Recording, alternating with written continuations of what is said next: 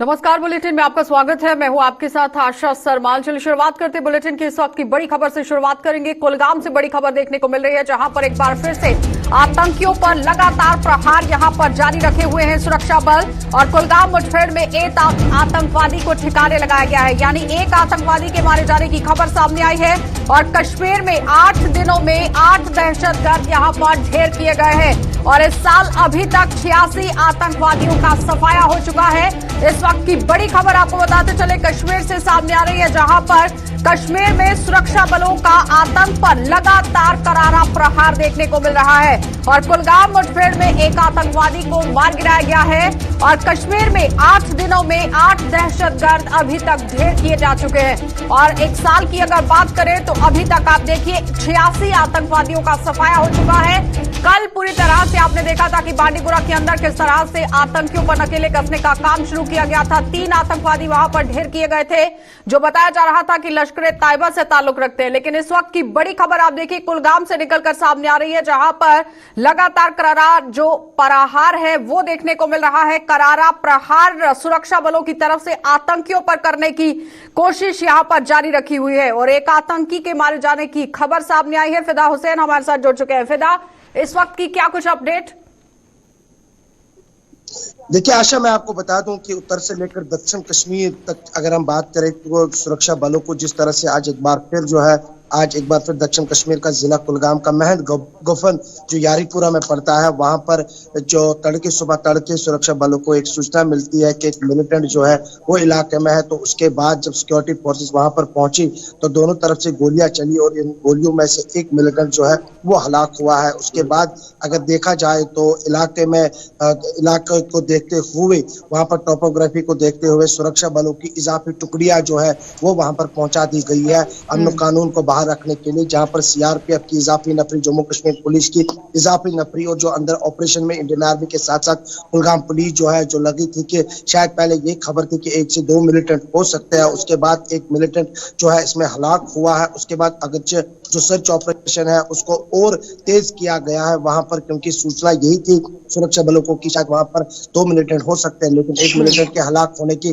जो खबर है, जिसकी पुष्टि भी खुद पुलिस द्वारा की गई है। लेकिन अभी भी मैं बता दूं, उस ऑपरेशन को हालांकि अगर समाप्त करने की घोषणा भी की गई है, वहां से समाप्त हुआ है। वहां से सुरक्षा बल जो है वो बाहर भी आए इलाके से। लेकिन दक्षिण कश्मीर का इस जिला कुलगाम है जो काफी, अगर इस महीने की बात करेंगे, इस महीने में काफी ज्यादा ऑपरेशन जो है वो कुलगाम में चलाया गया है। अगर देखा जाए तो दक्षिण कश्मीर में अगर देखेंगे तो दक्षिण कश्मीर में जहां पुलवामा से लेकर शोपियान या शोपियान से लेकर कुलगाम या कुलगाम से लेकर अनंतनाग, कहीं ना कहीं पे आए रोज जो है ऑपरेशन जो है वो देखने को मिल रहा है। जिस तरह से साल में आप देखिए 86 आतंकवादियों को यहाँ पर मार गिराया गया है। लेकिन सवाल यहाँ पर यह है कि कल भी 3 आतंकवादी बांडीपुरा पे मारे गए थे।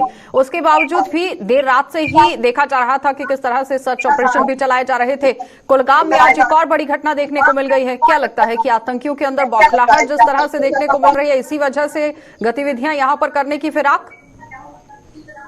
देखिए आशा, अगर हम बात करेंगे जिस तरह से आपने प्रश्न किया से लेकर दक्षिण कश्मीर, कहीं ना कहीं पर जिस तरह से सुरक्षा बल जो है जिन्होंने अपनी पेट्रोलिंग में जो है वो काफी तेजी लाई है, और जिस तरह से ऑपरेशन हो रहे हैं, चाहे वो दक्षिण हो, चाहे वो उत्तर कश्मीर हो, चाहे वो सेंट्रल कश्मीर क्यों ना हो, कहीं ना कहीं पर जिस तरह से हम देख रहे हैं कि दक्षिण कश्मीर में लश्कर ए तैयबा को जिस तरह से एक के बाद एक ऑपरेशन उनके खिलाफ जो है वो चलाए जा रहे हैं। जहां हम पुलवामा की बात करेंगे, वहां पर 8 से 10 लश्कर तैयबा के मिलिटेंट जो है वो हलाक किए गए हैं कुछ ऑपरेशंस के अलग अलग ऑपरेशंस में। उसी तरह से अगर देखा जाए तो कुलगाम या अनंतनाग की बात करेंगे, जहां पर कुछ दिन पहले 3 मिलिटेंट जो है जो हलाक हुए हैं। हालांकि उनका ये बताया गया था तब ये बताइए कि आज जहां पर ये एनकाउंटर चल रहा है, जिस तरह से कल जंगल वाला इलाका बताया जा रहा था बांडीपुरा का, कुलगाम का ये कौन सा कैसा इलाका?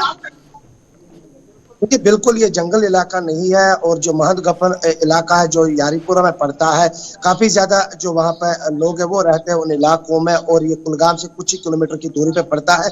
लेकिन कुल मिलाकर अगर देखा जाए इसके टोपोग्राफी की बात, अगर हम कुलगाम के नूराबाद इलाके की बात करेंगे, वहां पर काफी ज्यादा जंगल है। लेकिन इसके सटे अगर हम इस इलाके की बात करेंगे, वहां पर जंगल इलाके नहीं है, लेकिन वहां पर मेवा बागात के जो बहुत सारे ऐसे है मेवा बागात है। लेकिन वहां पर जहाँ पे ये ऑपरेशन हुआ है वहां पर कोई जंगल नहीं था, लेकिन इस ऑपरेशन को आज दिन में ही खत्म किया गया और इस ऑपरेशन में एक मिलिटेंट हलाक हुआ है। चलिए, बहुत बहुत धन्यवाद जुड़ने के लिए। तो फिलहाल आपने देखा कि फिदा हुसैन हमारे साथ जुड़े हुए थे, जो अपडेट बता रहे थे कि कुलगाम में किस तरह से एक आतंकवादी को यहां पर मार गिराया गया है, लेकिन जाहिर तरीके से एक साल में आप देखिए 86 आतंकवादियों को अभी तक यहां ढेर किया गया है और लगातार सुरक्षा बल जो है वो प्रहार करते हुए भी नजर आ रहे हैं। आगे बढ़ जाएंगे, अब आपको जिला राजौरी लिए चलते हैं। जिला राजौरी से भी आज एक और बड़ी खबर देखने को मिल रही है, जहां पर ऑक्सीजन प्लांट लगाने की कवायद एक बार फिर से शुरू हो गई है। जिला अस्पताल राजौरी में आज यहां पर दूसरा ऑक्सीजन प्लांट शुरू होने जा रहा है।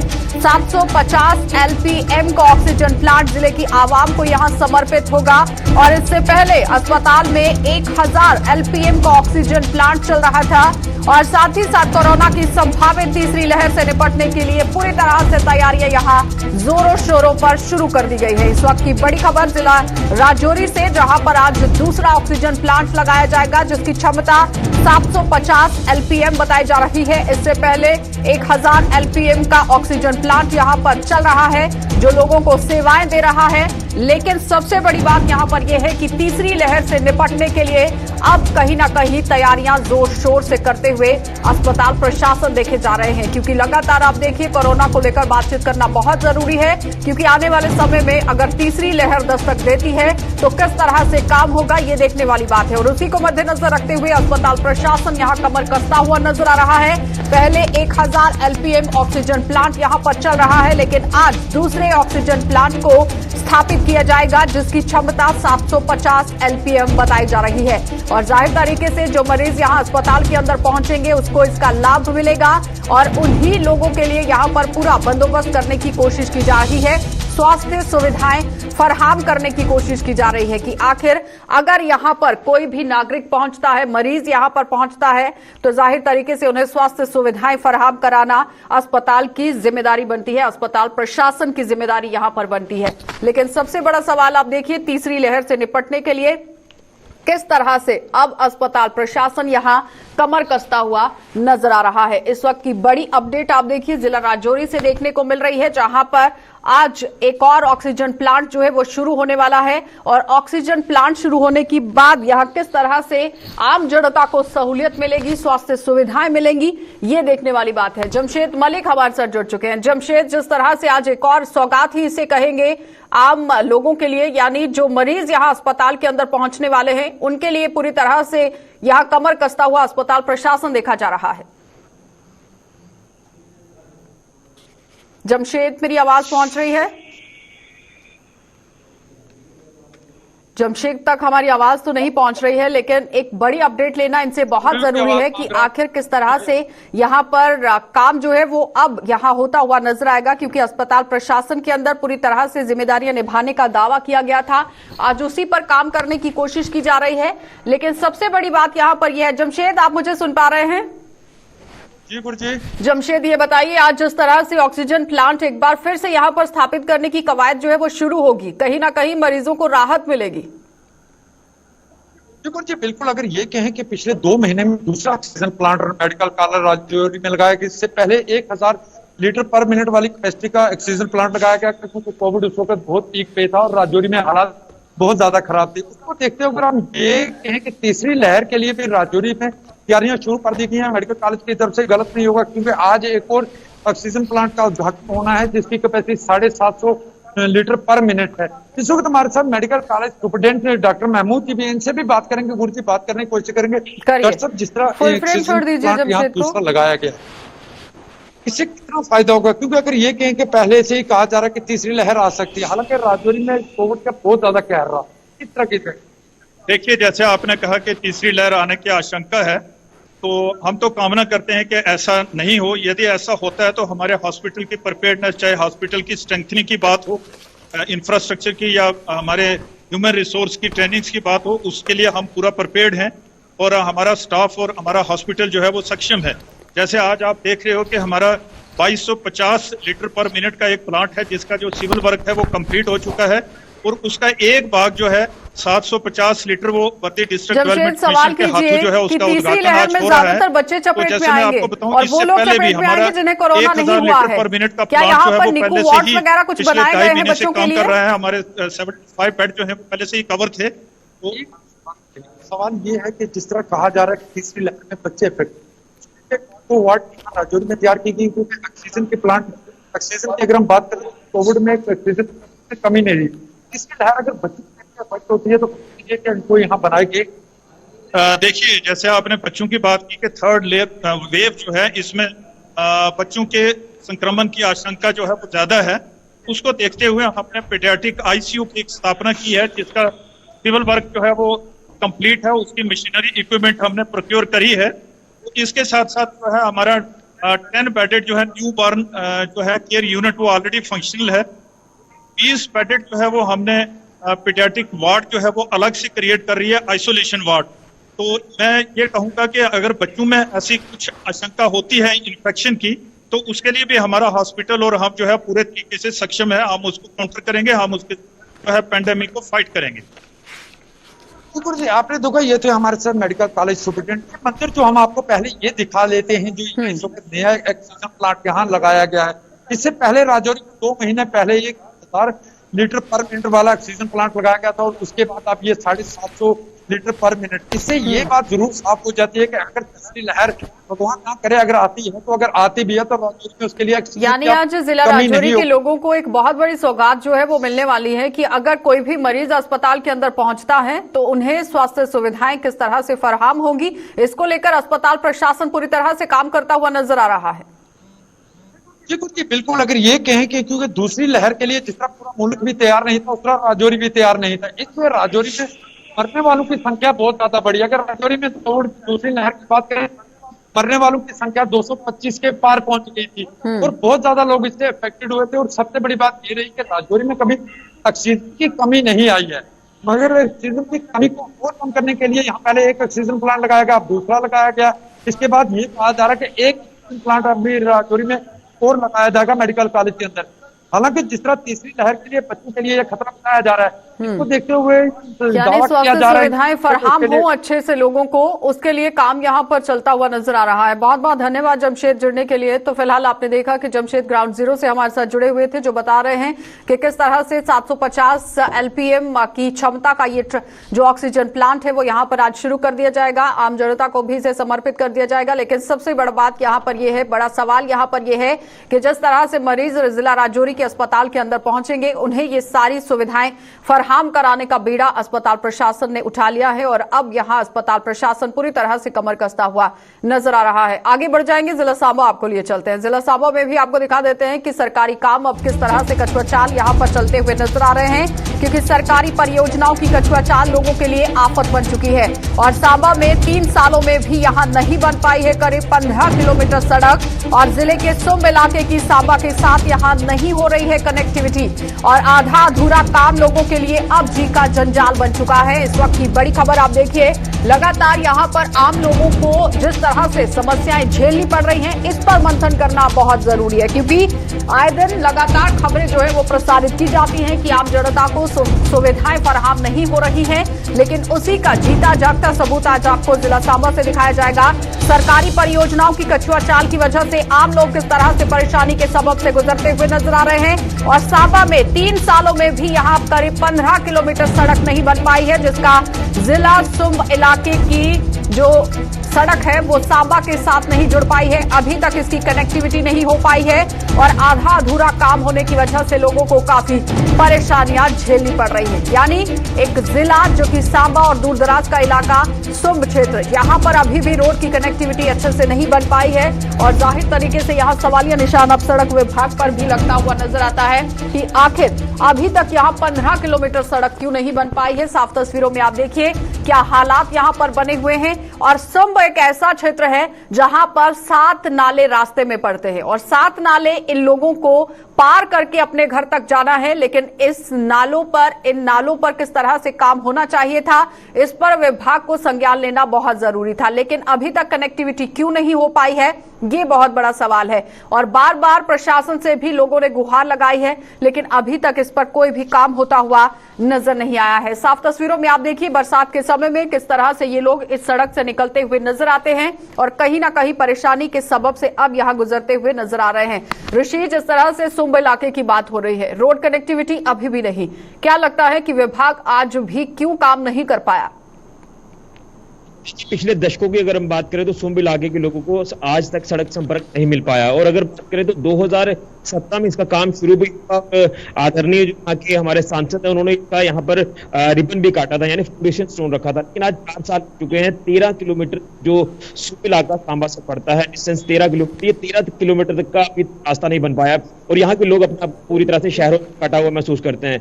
उनको कहो कि क्या कुछ और डेवलपमेंट के, उन्होंने एक साथ तो कहा लोगों ने कि जब तक ये रास्ता नहीं बनेगा तब तक हमारे डेवलपमेंट बाकी सॉल्व नहीं हो सकते।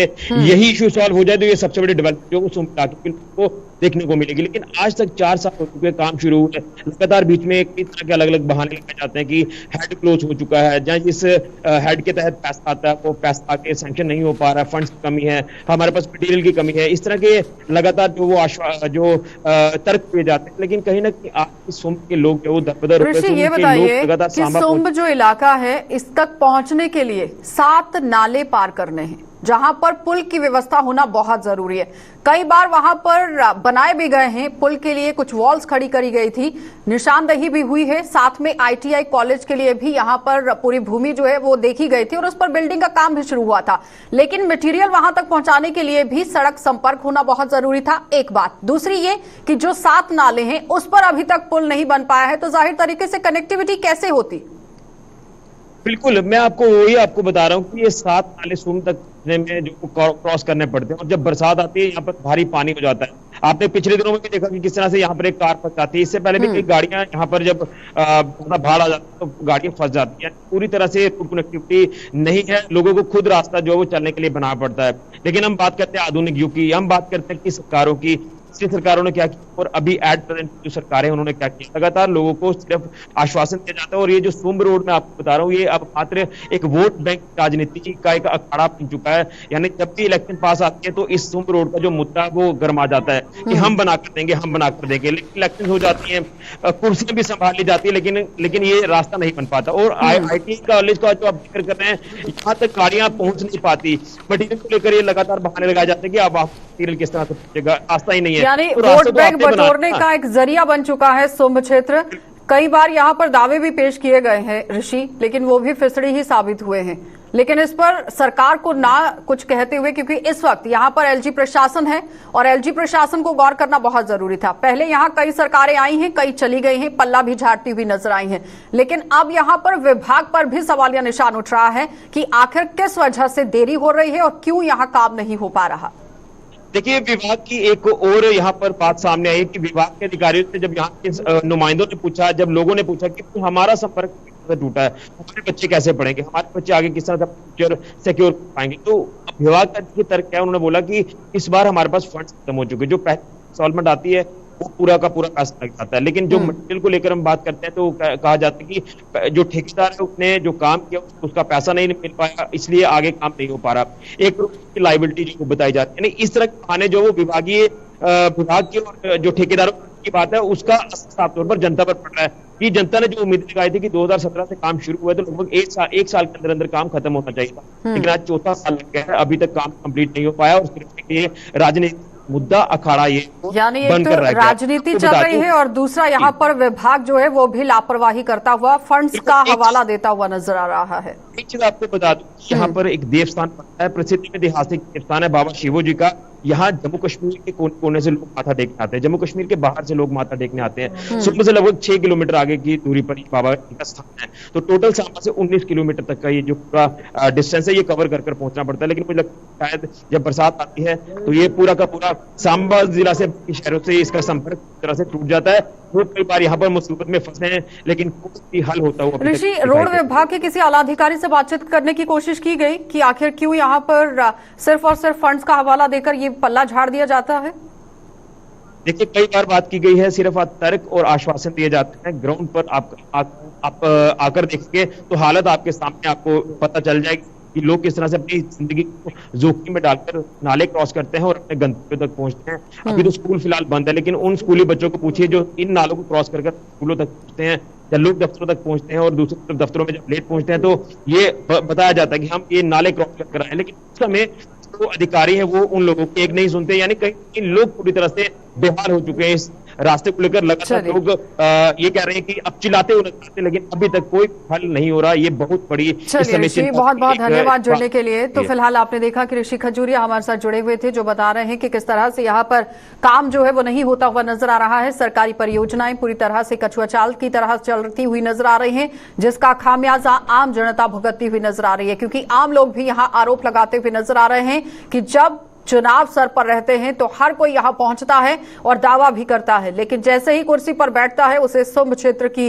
बिल्कुल भी याद नहीं आती है। तो जाहिर तरीके से याद करना बहुत जरूरी है, संज्ञान लेना भी बहुत जरूरी है रोड डिपार्टमेंट को, क्योंकि जो सड़क विभाग है वो किस तरह से काम कर रहा है, फंड्स का हवाला देकर पल्ला क्यों झाड़ने की कोशिश की जा रही है, ये बहुत बड़ा सवाल है। आगे बढ़ जाएंगे। जम्मू श्रीनगर हाईवे पर जिला रामबन के अधीन आने वाले कई इलाके जानलेवा साबित हो रहे हैं और रामबन में आए दिन पेश आने वाले सड़क हादसों की वजह से कई लोग अपनी जान गंवा चुके हैं और राज्य इसमें कई और पूरी तरह से कड़ियां जो हैं वो जुड़ती हुई नजर आ रही हैं, क्योंकि आज एक और कड़ी इसमें जुड़ गई है। रामबन में आज एक ट्रक के गहरी खाई में गिरने की वजह से सहचालक की मौत हो गई, जबकि गंभीर रूप से घायल वो हुआ है। और साथ ही साथ ये हादसा हाईवे पर मंकी मोड़ इलाके में तब पेश आया जब चालक द्वारा नियंत्रण खो देने से ट्रक खाई में गिर गया और मृतक की पहचान रतन सिंह निवासी रियासी, जबकि घायल चालक की पहचान शैलेंद्र सिंह निवासी उधमपुर के रूप में की गई, जिसे इलाज के लिए जिला अस्पताल रामबन में भर्ती कराया गया।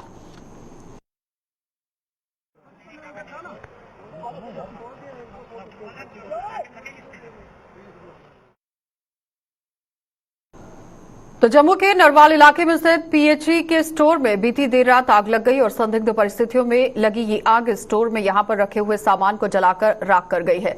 और बीती देर रात 3 बजे के करीब स्टोर में से अचानक ही आग की लपटें उठने लगी और सूचना मिलने पर विभाग के अधिकारी व दमकल विभाग के कर्मचारी मौके पर पहुंच गए और आग की लपटों पर काबू पा लिया गया, लेकिन तब तक काफी देर हो चुकी थी।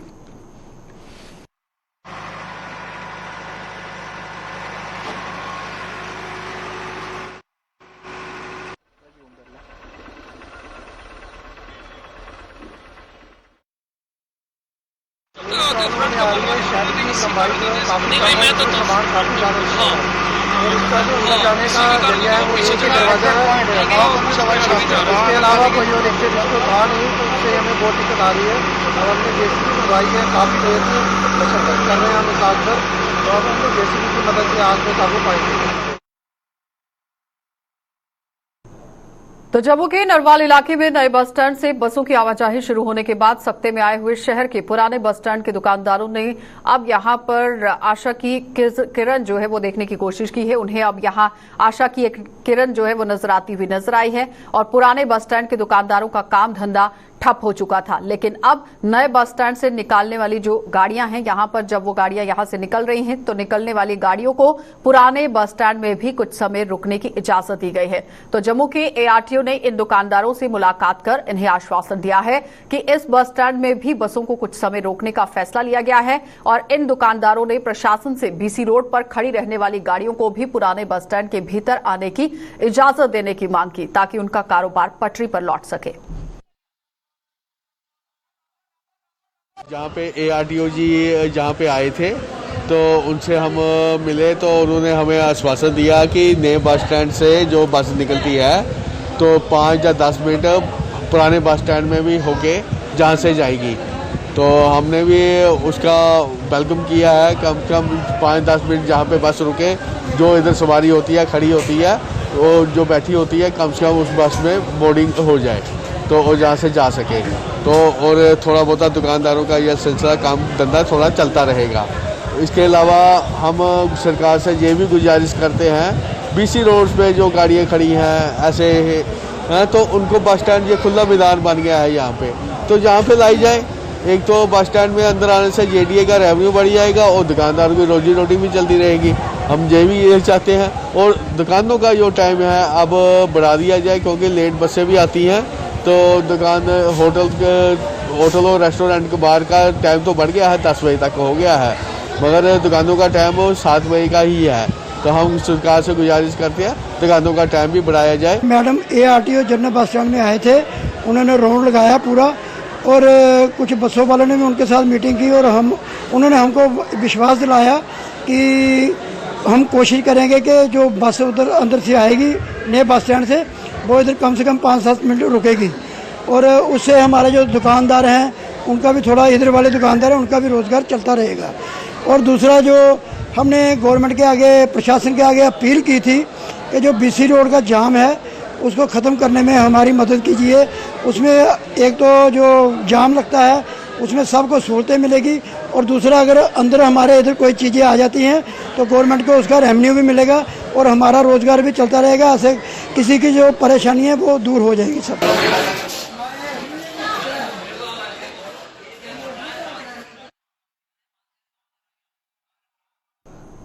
तो आरसपुरा के सलामेचक, कोला, कोठी ममका और छियाचक लंगोटिया गांव में भी लोगों को ट्रांसफार्मर और बिजली की तारों को लेकर नाराजगी यहां पर झेलनी पड़ रही है। यानी लोगों के अंदर काफी तरीके से नाराजगी देखी गई है। इन लोगों के मुताबिक यहां पर जो ट्रांसफार्मर लगाए गए हैं वे काफी पुराने हैं, लेकिन इनके चारों ओर आज तक फेंसिंग यानी कि बाड़ नहीं लगाई गई।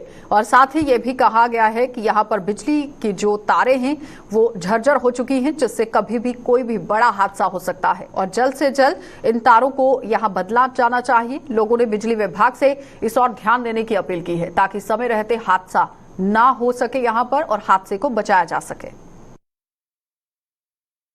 ट्रांसफार्मर ਦੇ ਬਾਰੇ ਜੇ ਕਹਿੰਦੇ ਆ ਅਸੀਂ ਡਿਪਾਰਟਮੈਂਟ ਨੂੰ ਕਹਿੰਦੇ ਆ ਕਿ ਦਬਲੈਟ ਤੋਂ ਲੈ ਕੇ ਤੇ ਕੋਲਡੀ ਤੱਕ ਸਾਡੇ ਬਹੁਤ ਜ਼ਿਆਦਾ ਪੁਰਾਣੇ ਟਰਾਂਸਫਾਰਮਰ ਲੱਗੇ ਦੇ ਨੇ, ਜਿਹਦੇ 'ਚ ਕਿ ਆ ਗਿਆ ਸਲਾਮੇ ਚੱਕ ਆ ਗਿਆ, ਕੌਲਾਂ ਆ ਗਿਆ, ਕੋਠੀ ਆ ਗਿਆ, ਮਮਕਾ ਆ ਗਿਆ, ਸਿੰਘੇ ਚੱਕ ਆ ਗਿਆ, ਬੈਨਾਕਾੜ ਆ ਗਿਆ, ਲੰਗੋਟੀਆਂ ਆ ਗਿਆ।